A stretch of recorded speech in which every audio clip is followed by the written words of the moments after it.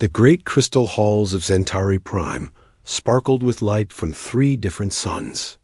Inside the massive building, representatives from across the galaxy sat in their floating chairs, waiting for the meeting to begin.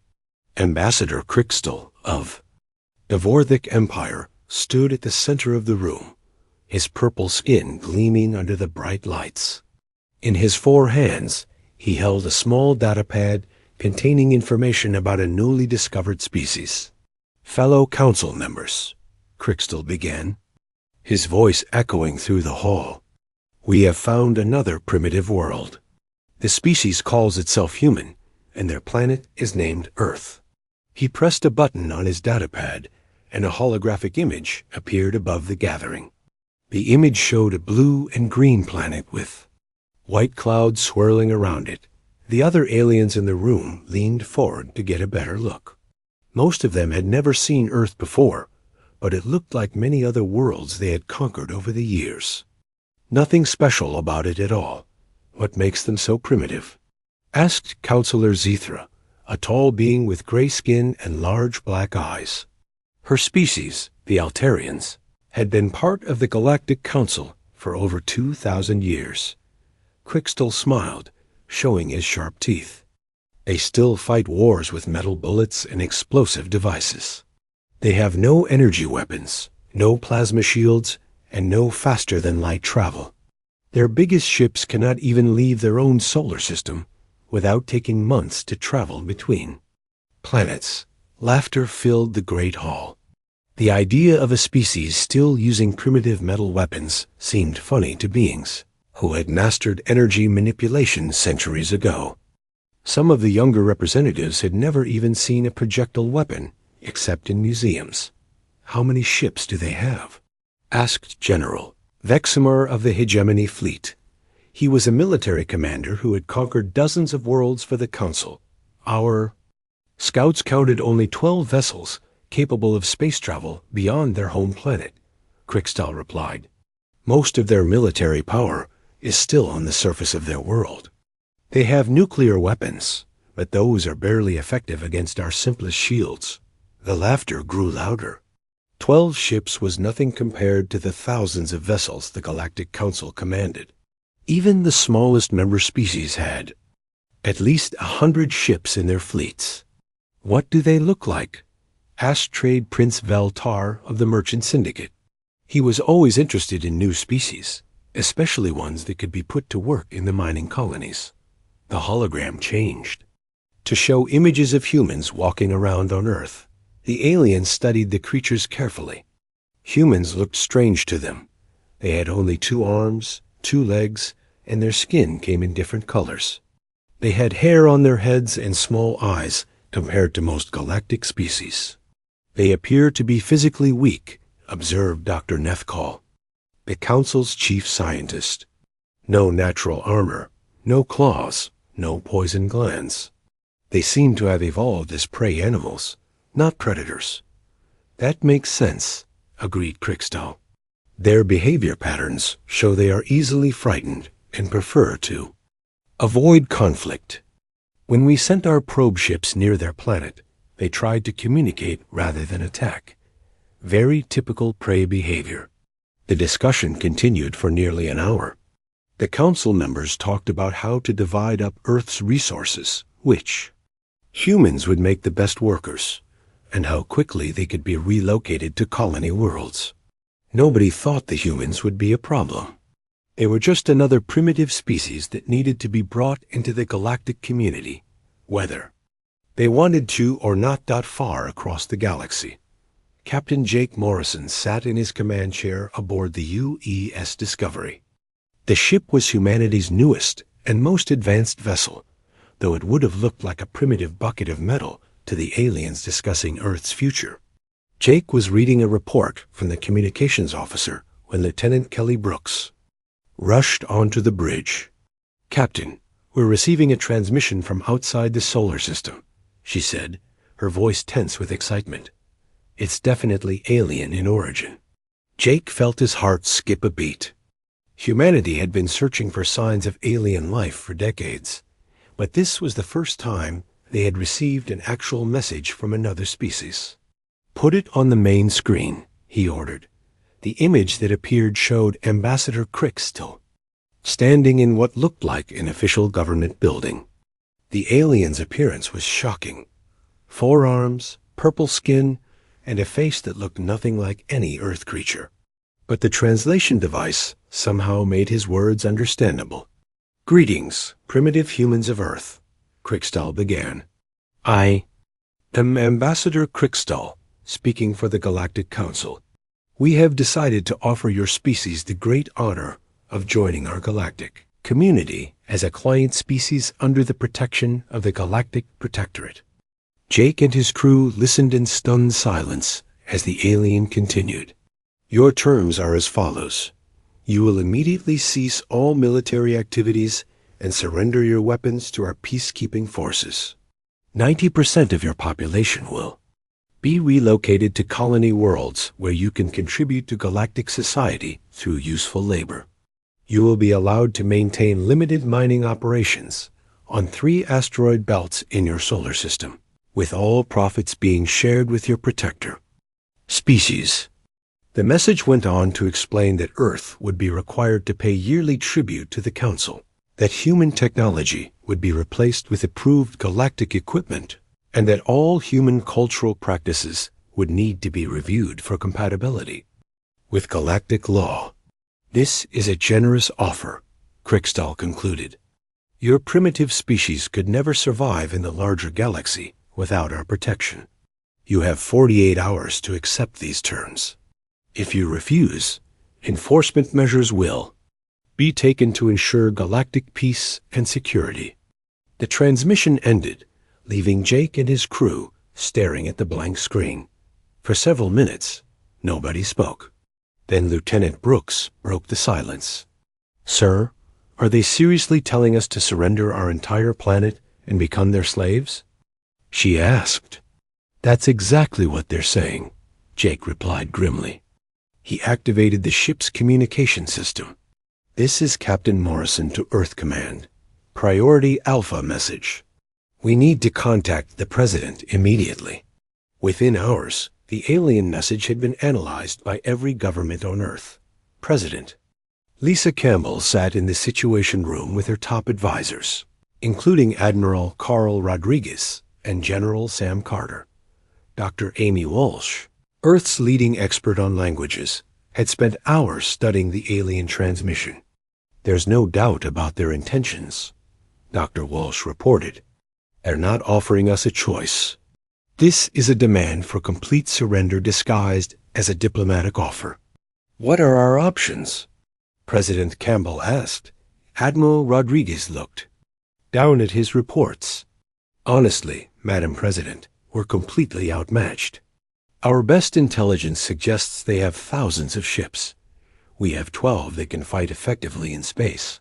Our weapons are primitive compared to what they probably have, so we just give up?" asked General Carter. "Let them take our planet and turn us into slaves? The alternative might be the complete destruction of humanity," Admiral Rodriguez replied. "We don't know how ruthless they are, but they clearly have the power to destroy us if we resist." President Campbell stood up and walked to the window. Outside, she could see the lights of Washington, D.C., where millions of people were going about their daily lives, unaware that their entire future was being decided in this room. "I need to think about this," she said finally. "Give me 1 hour." Exactly. 1 hour later, President Campbell returned to the Situation Room. Her advisors could see from her expression that she had made her decision. "Dr. Walsh, prepare a response message to the Galactic Council," she ordered. The message should be simple and clear. Dr. Walsh activated her recording equipment. "Ready, Madam President." President Campbell looked directly into the camera. "Thank you for your offer. We have carefully considered your terms. We respectfully decline. Earth remains sovereign and independent. We hope this decision will not damage the possibility of future peaceful relations between our species." The message was transmitted immediately. Within minutes, It was being received by communication stations across the galaxy. On Centauri Prime, Ambassador Crickstall played the message for the assembled council members. When it ended, the great crystal hall was completely silent. Then, slowly, the laughter began. It started with a few quiet chuckles and grew into loud, booming laughter that echoed off the walls. The idea that these primitive humans would refuse the Council's generous offer was the funniest thing most of the aliens had ever heard. "Enforcement measures it is," Crickstall announced when the laughter finally died down. "General Veximer, prepare. A standard subjugation fleet. 50 ships should be more than enough to handle 12 primitive vessels." None of the aliens in the room had any idea that they had just made the biggest mistake in galactic history. They were about to discover that the quiet, peaceful humans were not the prey species they appeared to be. Earth was about to show the galaxy what happened when you threatened the most dangerous predators in the universe. High Commander Zeph Ron of the Hegemony Fleet stood on the bridge of his flagship, watching the blue planet called Earth grow larger on his main screen. Behind him, 50 of the galaxy's most advanced warships moved in perfect formation through space. Each ship was armed with plasma cannons, energy shields, and weapons that could destroy entire cities with a single shot. Zeph Ron had conquered 17 worlds in his career. Most of them surrendered as soon as they saw his fleet approaching. The few that tried to fight were destroyed within hours. He expected this mission to be the easiest one yet. "Open a communication channel to the planet," he ordered his communications. "Officer, let's give these primitive humans one last chance to surrender."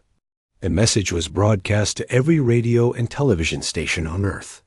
Zeph Ron's image appeared on screens around the planet, showing a tall alien with blue skin, silver armor, and 4 glowing eyes. His voice was translated into every human language. "Humans of Earth," he began, his tone showing complete confidence. "I am High Commander Zeph Ron of the Galactic Council Enforcement Fleet. You have refused our generous offer to join Galactic civilization. This was a foolish mistake that will cost your species dearly." Around the world, humans stopped what they were doing to watch the alien commander speak. In New York, London, Tokyo, and 1,000 other cities, people gathered around screens to hear what the alien had to say. "You have one final opportunity to avoid unnecessary bloodshed," Zeph Ron continued. "Surrender immediately, and we will. Be merciful. Continue to resist, and we will take your planet by force. Your primitive weapons cannot harm our ships. Your small fleet cannot challenge our power. Submit now, or face the consequences." The transmission ended, leaving billions of humans staring at blank screens. But instead of panic, something unexpected happened. In military bases around the world, alarms began to sound. Soldiers ran to their positions. Weapons that had been hidden for months were brought online.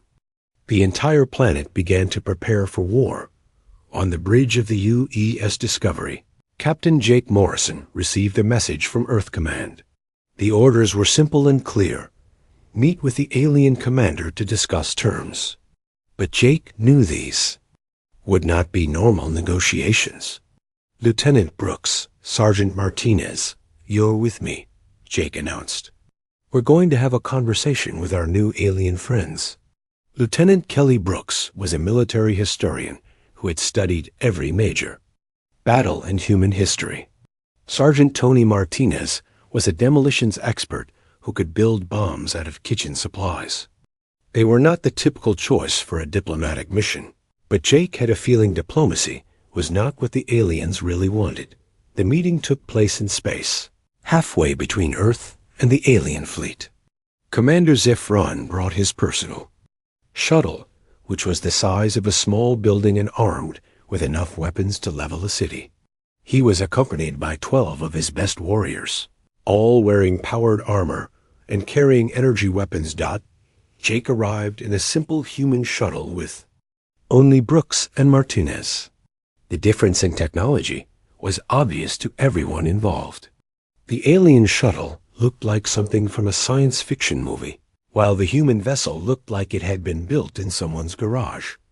The two groups met in the alien shuttle's main conference room. Commander Zefran sat at the head of a long table, surrounded by his warriors. Jake and his two companions sat at the other end, looking small and helpless compared to the heavily armed aliens. "So," Zefran began, "have you come to surrender your planet?" "We've come to discuss the situation," Jake replied calmly. "But I think there might be some misunderstandings about what's going to happen here." Zefran laughed, a sound like grinding. "Metal, misunderstandings? Human, you have 12 ships. I have 50. You have primitive weapons. I have plasma cannons that can crack your planet's crust. What exactly do you think you can do against my fleet?" Lieutenant Brooks leaned forward in her chair. "Commander, may I ask you a question? Speak, primitive. In your military history, what's the longest siege your people have ever conducted?" Zefran looked confused by the question. "Siege? We don't conduct sieges. When we want to take a world, we destroy its defenses and the population surrenders. The longest military action in our history lasted 6 days." Brooks nodded. "I see. And what's the highest casualty rate your species has ever accepted in a single battle?" "Casualty rate?" Zefran's confusion was growing. "We don't accept casualties. If a battle becomes costly, we withdraw and use orbital bombardment instead." "That's what I thought," Brooks said quietly. She looked at Jake, who nodded for her to continue. "Commander, let me tell you about a place called Stalingrad," Brooks began. "It was a city on our planet during one of our wars. The battle lasted for 5 months. Over 2 million people died. The soldiers fought for every building, every room, every staircase. When they ran out of bullets, they used knives. When they ran out of knives, they used rocks. When they ran out of rocks, they used their bare hands." The alien warriors around the table shifted uncomfortably. This kind of warfare was completely foreign to them. "Then there was a place called Thermopylae," Brooks continued. 300 of our soldiers held off an army of hundreds of thousands. They knew they were going to die, but they fought anyway. They fought until every one of them was dead, just to buy time for their people to prepare. "These are just stories," Zefran said, but his voice was less confident than before. "No, Commander," Brooks replied. "These are examples. Examples of what happens when you threaten humanity." Sergeant Martinez spoke for the first time. "Commander, can I ask you something about your ships?" "What? How good are your sensors?" "Our sensors can detect a single ship from 3 light years away," Zefran replied proudly. "That's impressive," Martinez said. "Can they detect objects that aren't powered? Objects that are just floating in space?" "Of course not. Why would we need to detect space debris?" Martinez smiled.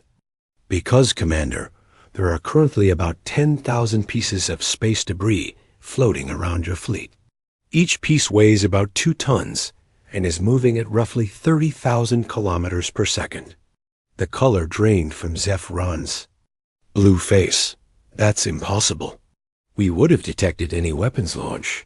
"You did detect the launches," Jake said quietly. 3 months ago. Your scouts reported that we were conducting primitive rocket tests in our outer solar system. You ignored them because they looked like simple metal rods. "But kinetic weapons are useless against energy shields," one of Zefran's officers protested. "That's true," Martinez agreed. "If you're only using one kinetic weapon. But we're not using one. We're using 10,000, all aimed at the same target, all arriving at the same time." Jake stood up from his chair. "Commander, here's what's going to happen. You're going to return to your ship. You're going to contact your superiors. And you're going to tell them that humanity declines their offer. Then you're going to leave our solar system. And if we refuse? Zephyrin demanded. Then you're going. To discover why humans are the only species on our planet that hunts other predators for sport, Jake replied. Zephyrin stood up, his 4 eyes blazing with anger. You dare threaten me? I have 50 ships and thousands of warriors. You have 3 people in a primitive shuttle. Yes, Jake said simply. We dare. The alien commander activated his personal communicator. All ships, raise shields, and prepare for combat.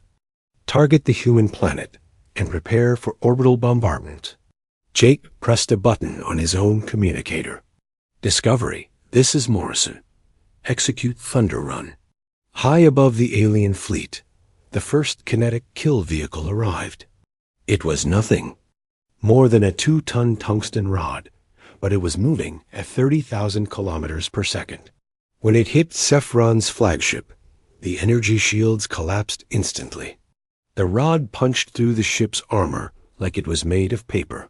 Before Zephron could react, 9 more rods hit his ship from different angles. Then 10 more hit the ship next to his. Then 20 more hit the ship beyond that. Impossible, Zephron whispered, watching his fleet die around him. Your weapons are primitive. This can't be happening. Commander, Jake said quietly, you made 2 mistakes. First, you assumed that primitive means ineffective. Second, you assumed that because we offered to talk, we weren't prepared to fight. The kinetic bombardment continued for exactly 3 minutes. When it stopped, 37 of the 50 alien ships were completely destroyed. The remaining 13 were badly damaged and leaking atmosphere into space. This is Captain Morrison to the surviving hegemony vessels, Jake broadcast. You have 10 minutes to collect your escape pods and leave our solar system. Any ship that remains after that time will be destroyed. Commander Zephron looked around his ruined bridge. Half of his crew was dead, and the other half was trying to keep the ship from exploding. Emergency lights flickered in the smoke-filled air, and alarms screamed from every direction. How? He whispered. How did a primitive species do this to us? Lieutenant Brooks answered him from across the conference table, where she was calmly collecting her papers. Commander, you've spent so long fighting prey animals that you forgot what happens when you threaten a predator. The remaining alien. Ships limped out of the solar system 12 minutes later. The emergency session of the Galactic Council was unlike anything in the organization's 3,000-year history. Representatives from across the galaxy had gathered on Centauri Prime, their faces showing fear and confusion. The Great Crystal Hall, which had echoed with laughter just weeks before, was now filled with worried whispers and nervous energy. General Vexmore of the Vorthic Empire stood at the center of the room, his forearms trembling as he held a datapad containing the battle reports. As the galaxy's most experienced military commander, he had been asked to analyze what had happened at Earth. Fellow council members, he began, his voice shaking, I have reviewed the recordings from High Commander Zephron's Fleet 17 times. What I am about to tell you will change everything we thought we knew about warfare. He activated the holographic display, showing the moment when the kinetic weapons struck the hegemony fleet. The assembled aliens watched in horror as ship after ship was destroyed by what looked like simple metal rods. The humans did not use energy weapons, Vexmore explained. They did not use plasma cannons or antimatter bombs. They used pieces of metal moving very fast. Our shields, which can stop any known energy weapon, were completely useless against these projectiles. Counselor Zethra of the Altarians raised her hand. But General, how is that possible? Kinetic weapons are primitive technology. We abandoned them thousands of years ago. That is exactly the problem, Vexmore replied. We abandoned them because we developed better defenses against energy weapons. But we never imagined that anyone would still be using kinetic weapons. So we never developed defenses against them. The room fell silent as the implications sank in. The galaxy's most advanced military technology had been defeated by weapons that most species considered ancient history. There is something else, Exmoor continued, his voice growing even more worried. The way the humans fought. They showed no mercy to surrendering crews. They targeted life support systems first, ensuring maximum casualties. They disabled escape pods so no one could flee. This kind of warfare is completely outside our understanding. Trade Prince Veltar of the Merchant Syndicate stood up, his multiple eyes blinking rapidly with fear. General, you're saying that? These humans fight like animals? No, Exmoor replied grimly. Animals fight for territory or food. These humans fought to eliminate a threat. They fought to make sure their enemies could never threaten them again. This is not animal behavior. This is predator behavior. Meanwhile, on Earth, Dr. Amy Walsh led a team of scientists in the newly constructed Xenological Research Center in Geneva. The facility had been built to study the alien technology recovered from the destroyed hegemony ships. What they had discovered was changing humanity's understanding of the galaxy. The results are conclusive, Dr. Walsh announced to her team, which included biologist Dr. Peter Kane and engineer Maya Singh. Every major species in this galactic council evolved from prey animals. Dr. Kane looked up from his microscope where he had been examining alien tissue samples. Their bone structure is completely different from ours. Look at this. He activated a holographic display showing the skeleton of a typical hegemony warrior. See how the leg bones are designed for running? The wide pelvis for quick direction changes. The large eyes positioned on the sides of the head for spotting predators? These are classic prey animal adaptations. Maya Singh, who had been reverse engineering alien weapons, added her own observations. Their military technology reflects this too. Everything is designed for intimidation and quick strikes. They don't have weapons for sustained combat because they never needed them. In their evolution, fights were either won quickly or you ran away. Dr. Walsh nodded. This explains their behavior patterns. They're used to dealing with other prey species. When they encounter resistance, their instinct is to retreat and find an easier target. They've never had to deal with a species that fights back harder when threatened. The team's research was being transmitted to military commanders around the world. Admiral Carl Rodriguez, now in charge of Earth's expanding space fleet, studied the reports from his command center in Colorado Springs. So what you're telling me, Admiral Rodriguez said to his staff, is that we're the only predator species in the galaxy? That appears to be correct, sir, replied Colonel Beth Price, his intelligence officer. Every species they've cataloged shows prey animal characteristics. They're used to submission-based social structures, conflict avoidance, and retreat when facing superior force. And we're used to fighting until we win, Admiral Rodriguez said with a grim smile. No wonder. They were so surprised. The Admiral's thoughts were interrupted by an urgent communication from Captain Jake Morrison, who had been promoted and given command of humanity's first interstellar colony mission.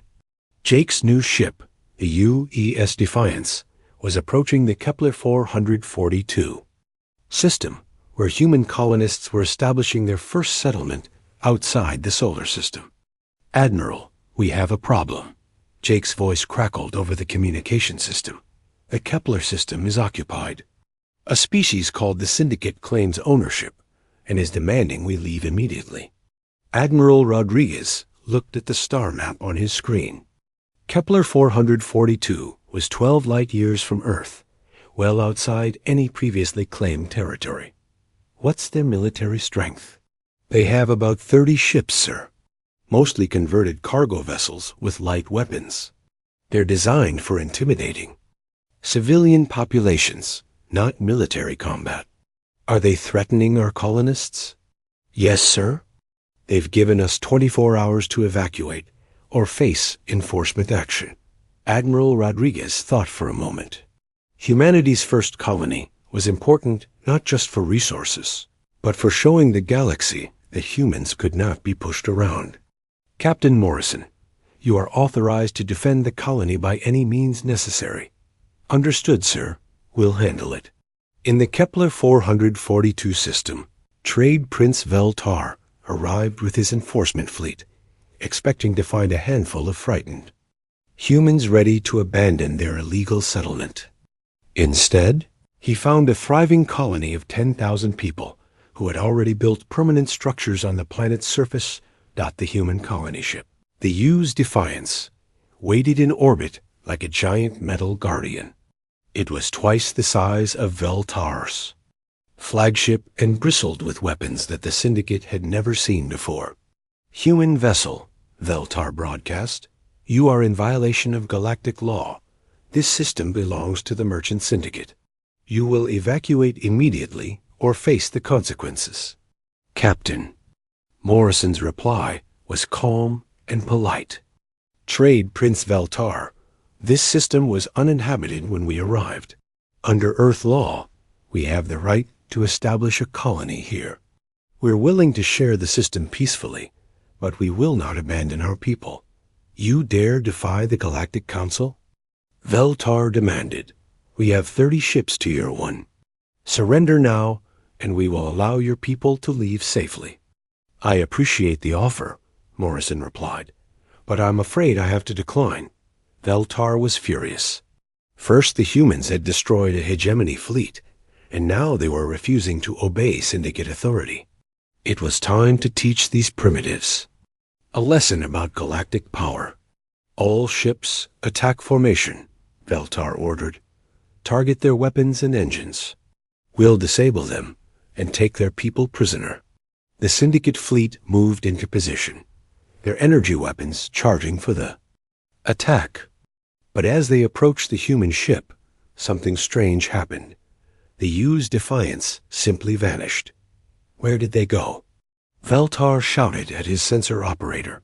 I don't know, sir. They just disappeared from our screens.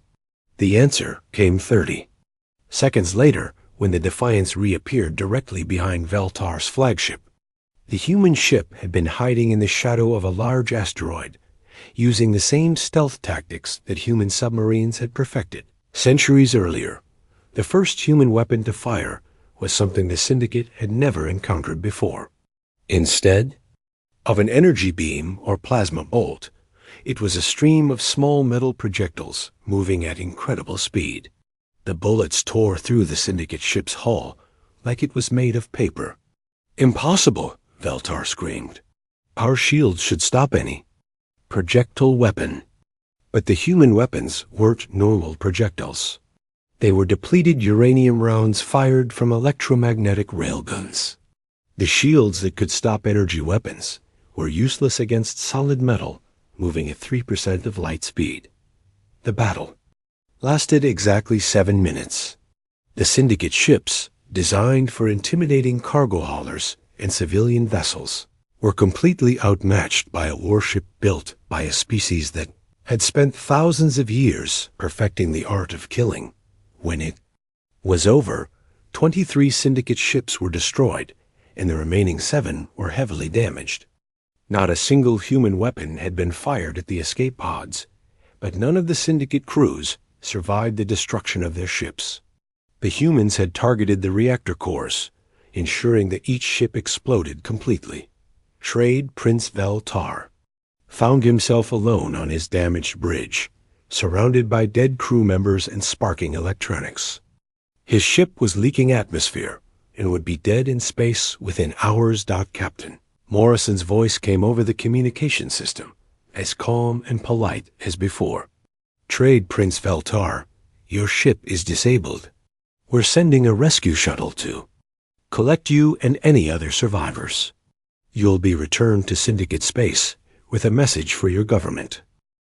The emergency meeting of the Galactic Council had lasted for 3 days straight. Representatives from hundreds of worlds sat in the Great Crystal Hall, their faces showing a mixture of fear and confusion. Reports of human military actions were coming in from across the galaxy, and each one was more disturbing than the last. Strategist Prime Kethval of the Core Worlds stood at the center of the room, his ancient blue skin wrinkled with worry. As the galaxy's greatest military mind, he had spent weeks analyzing human combat tactics. What he had discovered kept him awake at night. "Fellow representatives," he began, his voice carrying the weight of his 300 years of military experience, "we are facing something unprecedented in galactic history. The humans do not fight like any civilized species. They do not follow the accepted rules of warfare. They are systematic, ruthless, and they never show mercy." He activated the holographic display, showing a map of human military actions across 12 different star systems. Red dots marked the locations where human forces had engaged alien military units. Every single engagement had ended incomplete. Human victory. "Look at this pattern," Kethval continued, pointing to the display. "They do not simply defeat their enemies. They eliminate them. Every battle ends with the complete destruction of opposing forces. No prisoners are taken. No mercy is shown. No survivors are left to carry word back to their commanders." Counselor Vextai of the Rigel system raised his tentacle-like arm. "Strategist Prime, surely you exaggerate. No species could be that savage." "I wish I were exaggerating," Kethval replied grimly. "Let me tell you about what happened at Rigel 7. The story of Rigel 7 had become a nightmare tale whispered throughout the galaxy. Captain Susan Price of the UES Retribution had arrived in the system to evacuate human civilians who had been working on mining platforms. The local defense force, commanded by Consul Rexton, had fired on the evacuation ships without warning. Captain Price's response had been swift and terrible. She had broadcast a single message to the planetary government: "You have attacked civilians under our protection. Surrender unconditionally within 1 hour, or face total war." Consul Rexton, a proud Altarian who had never lost a battle, had laughed at the human demand. His system had over 200 defense platforms, 50 armed ships, and a planetary shield that could stop any known weapon. One human ship, no matter how advanced, could not threaten an entire star system. He had been wrong. The siege of Rigel 7 had lasted 6 days, but it was unlike any siege in galactic history. Captain Price had not tried to overwhelm the systems defenses with superior firepower. Instead, she had done something that no civilized species would ever consider. She had targeted the civilian infrastructure. First, she had used electromagnetic pulse weapons to disable the planetary power grid. Then she had contaminated the water supply with harmless but foul-tasting chemicals. Next, she had jammed all communication networks and began broadcasting psychological warfare messages directly into people's homes. The messages had been simple, but effective. They showed images of destroyed alien fleets and spoke about human military victories. They explained that Consul Rexton's decision to attack evacuation ships had condemned his people to suffer. They promised that the suffering would continue until the government surrendered. By the 3rd day, riots had broken out in major cities. By the 5th day, the Planetary Council was demanding Rexton's removal from power. On the 6th day, the Consul's own military officers had arrested him and broadcasted their unconditional surrender. Captain Price had accepted the surrender graciously. She had provided food and medical supplies to help restore the planetary infrastructure. She had even helped repair the damage her weapons had caused. But she had also left behind a message that every citizen of Rigel 7 would remember for the rest of their lives. "This is what happens when you threaten human civilians," her final broadcast had said. "We do not forget, we do not forgive, and we always collect our debts." As Strategist Prime Kethval finished telling the story, the council chamber fell into uncomfortable silence. The idea of deliberately targeting civilian infrastructure was so alien to galactic military thinking that most representatives could barely comprehend it. "But that's barbaric," whispered Trade Prince Veltar, who had survived the battle at Kepler 442. "Civilized species don't wage war against civilians." "That is exactly the problem," Kethval replied. "We keep thinking of humans as a civilized species. They are not. They are predators who have learned to use technology, but their basic nature remains unchanged." Meanwhile, in a secret facility on Earth's moon, Dr. Maya Singh led a team of engineers in the most ambitious project in human history. They were building a new generation of starships using a combination of human engineering and captured alien technology. The work was proceeding faster than anyone had thought possible. Human engineers had a talent for taking existing technology and improving it in ways the original designers had never imagined. Where alien engineers saw finished products, humans saw starting points for further development. "The new fusion drives are 30% more efficient than the alien versions," reported Dr. Chris Lopez, the project's chief engineer. "We've also managed to increase the power output of their energy weapons by about 50%. Dr. Singh nodded as she reviewed the technical specifications. "What about the defensive systems?" "That's where we've made the biggest improvements," replied Dr. Jennifer White, the team's materials specialist. "The aliens use energy shields that are very effective against energy weapons, but useless against kinetic attacks. We've developed a hybrid system that can stop both." "How soon before the first ships are ready for testing?" Singh asked. "The prototype should be complete within 2 months," Lopez answered. "Full production can begin 6 months after that." Dr. Singh smiled. The galaxy thought it had seen what human military technology could do. They had no idea what was coming next. Back on Earth, General Sam Carter reviewed intelligence reports from across the galaxy. The humans now had agents and observers on dozens of worlds, all reporting the same thing. The alien governments were scared. "The pattern is consistent," reported Colonel Dan Murphy, Carter's intelligence chief. "Every major power is recalling their fleets to defend their home systems. Trade has dropped by 60%. Several smaller governments have already sent diplomatic messages asking about peace treaties." "What about the big powers?" Carter asked. "The core worlds, the Dominion, the Central Alliance?" "They're trying to form a military coalition," Murphy replied, "but they can't agree on who should lead it or what their strategy should be. Some want to negotiate with us.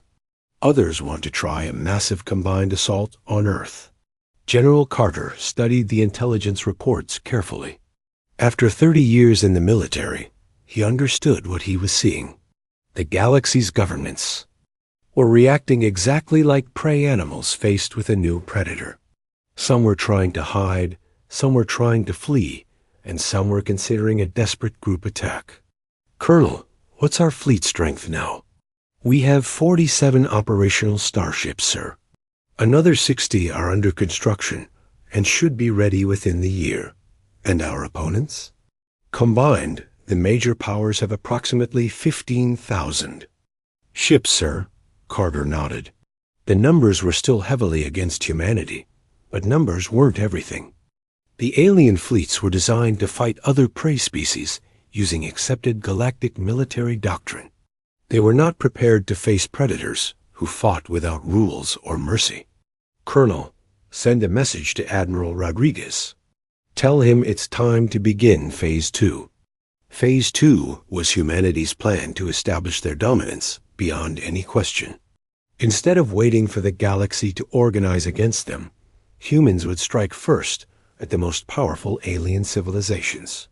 They would demonstrate that Earth's military power was growing, not shrinking, and that resistance was futile. The first target was the Dominion of Keth, a military alliance of 12 worlds that controlled one of the galaxy's major trade routes. The Dominion had been making threatening moves toward human settlements, and their leader War Marshal Vexka had publicly declared that humanity needed to be contained before they became a greater threat.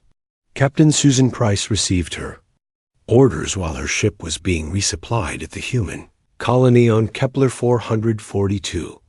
The mission was simple: travel to the Dominion capital world and deliver a message from Earth's government. The message was equally simple: stop threatening human interests, or face the consequences. As the UES Retribution jumped into hyperspace, heading toward Dominion territory, the news spread across the galaxy. The humans were no longer content to simply defend themselves. They were going on the offensive. In government buildings on 1,000 worlds, alien leaders realized that everything had changed. The primitive species they had tried to subjugate just months earlier was now strong enough to threaten the galaxy's major powers. On Centauri Prime, Ambassador Krikstal received an urgent message from his home government. The Vorthic Empire, one of the galaxy's oldest and most powerful civilizations, was ordering all of its ships to avoid human space at all costs. They were also instructing Krikstal to begin secret negotiations with Earth's representatives. 1 year after humanity's first contact with the Galactic Council, the Great Crystal Hall on Centauri Prime looked very different. The seats that had once held proud representatives from hundreds of worlds were now mostly empty. Many governments had collapsed under the pressure of economic blockades and fear. Others had simply stopped sending representatives, choosing instead to hide in their home systems and hope the humans would ignore them. At the center of the hall stood three figures that would have been unimaginable a year ago. Admiral Carl Rodriguez of Earth wore a simple military uniform, but everyone in the room knew he commanded the most powerful fleet in galactic history. Beside him stood Captain Jake Morrison, now promoted to general and wearing the insignia of Earth's interstellar command. General Sam Carter completed the trio, her presence a reminder that Earth's military power extended far beyond space combat. The few remaining alien representatives sat in uncomfortable silence as Admiral Rodriguez prepared to address them. Gone were the days when humans begged for acceptance into galactic civilization. Now the galaxy begged for humanity's mercy. Fellow sentient beings, Rodriguez began, his voice carrying clearly through the vast hall, we gather today to establish a new order for our galaxy, an order based not on the submission of the weak to the strong, but on mutual respect between species that choose to coexist peacefully. Ambassador Krikstal, who had once laughed at humanity's refusal to surrender, now served as the primary liaison between Earth and the surviving alien governments. His purple skin had grown pale over the past year, and his four hands trembled slightly as he listened to the human admiral speak. The terms are simple, Rodriguez continued. Any species that wishes to live in peace with humanity will be welcomed as an ally. We will share technology, establish trade relationships, and provide protection against external threats. Any species that views humanity as an enemy will be treated as a threat to galactic peace and eliminated accordingly. The word eliminated sent a shiver through the assembled aliens. They had all heard the stories of what happened to species that opposed Earth. The hegemony fleet had been destroyed in minutes. The Syndicate had lost 3/4 of their ships in a single battle. The Dominion of Keth had simply ceased to exist after War Marshal Vexka had made the mistake of actually attacking a human convoy. Counselor Zethra of the Altarians raised her hand with obvious nervousness. Admiral Rodriguez, what guarantees do we have that humanity will honor these agreements? How do we know you won't simply conquer us all eventually? General Morrison stepped forward to answer. Counselor, let me explain something about human nature that you seem to misunderstand. We don't want to rule the galaxy. We never did. We wanted to be left alone to develop our civilization in peace. He gestured to the nearly empty hall around them. You forced this situation on yourselves. You threatened our planet, attacked our civilians, and tried to enslave our people. We responded the only way we know how, by removing the threat permanently. But surely you understand our fear, pressed Trade Prince Veltar, one of the few Syndicate leaders who had survived the war. Your species has proven capable of incredible violence. How can we trust you? General Carter spoke for the first time, her voice cold and precise. Prince Veltar, you're asking the wrong question. The question isn't whether you can trust us. The question is whether you can afford not to. She activated a holographic display showing the current state of the galaxy. Red zones marked areas where human fleets patrolled. Blue zones showed regions under Earth's protection. Gray zones indicated areas where no government remained functional. As you can see, Carter continued, humanity now controls or protects roughly 60% of inhabited galactic space. The remaining 40% is divided between species that have chosen to ally with us and species that are still deciding whether they want to exist or not. The display zoomed in on specific systems, showing the scope of human expansion. In just 1 year, Earth had established 47 colony worlds, built 63 military bases, and deployed over 300 starships. The pace of human expansion was unlike anything the galaxy had ever seen, but more frightening than the numbers was the efficiency. Every human military action had been precisely calculated for maximum psychological impact. They didn't just defeat enemies. They made examples of them that other species would remember for generations.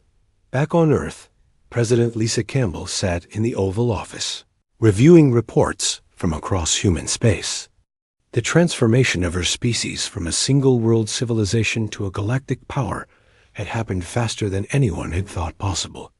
But it had come at a cost that kept her awake at NIGHT. Dr. Amy Walsh entered the office carrying a stack of xenological reports.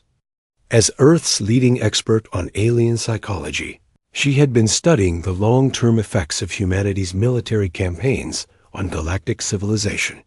Madam President, Dr. Walsh began, I have the final analysis of our impact on galactic society.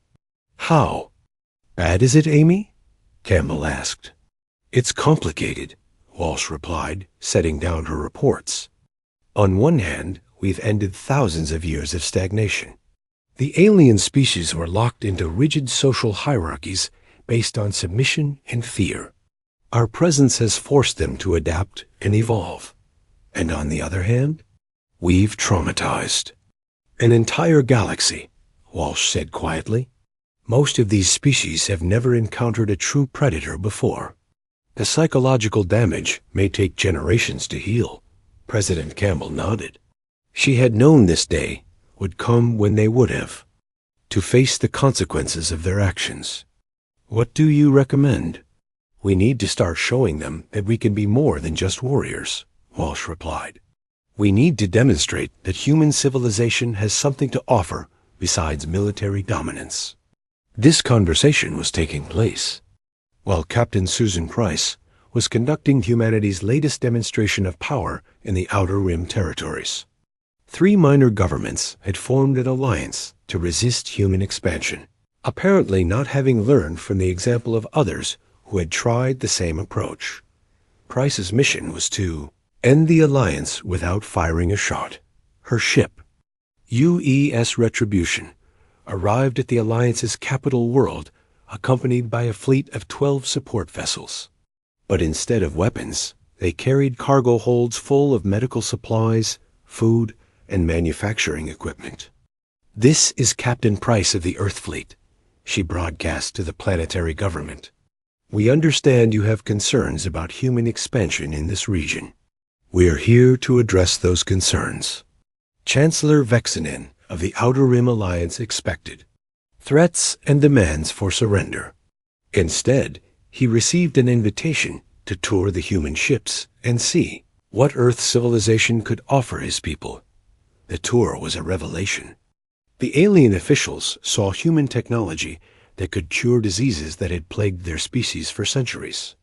They saw manufacturing processes that could triple their agricultural output. They saw educational programs that could advance their scientific knowledge by hundreds of years. "This is what we offer to our allies," Captain Price explained as they walked through the ship's medical bay.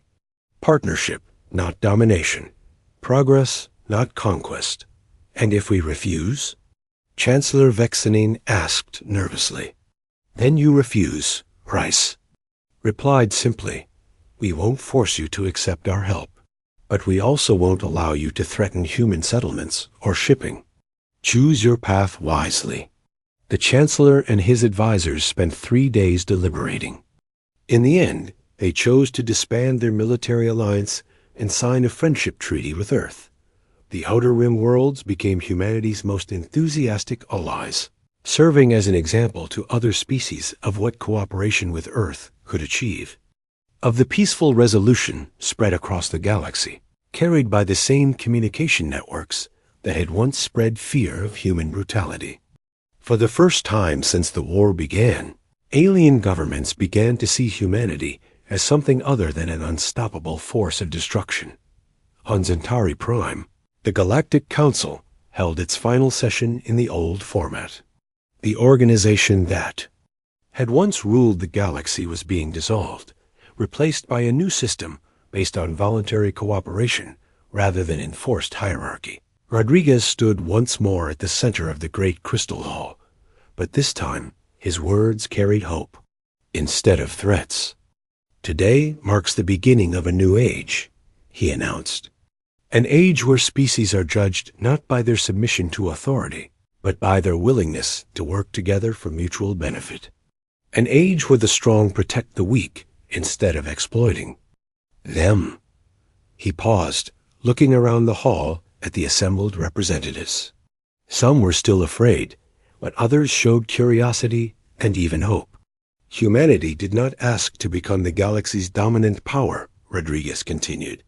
"But since we have that responsibility, we intend to use it wisely. We will explore new worlds together. We will share knowledge and technology. We will build a civilization worthy of the stars themselves." As the session ended, Ambassador Krickstall approached the human delegation. The alien who had once dismissed Earth as primitive now served as a bridge between his people and humanity. "Admiral," he said quietly, "may I ask you something?" "Of course." "Do you think the galaxy will ever forgive us for forcing you to become what you are now?" Rodriguez considered the question carefully.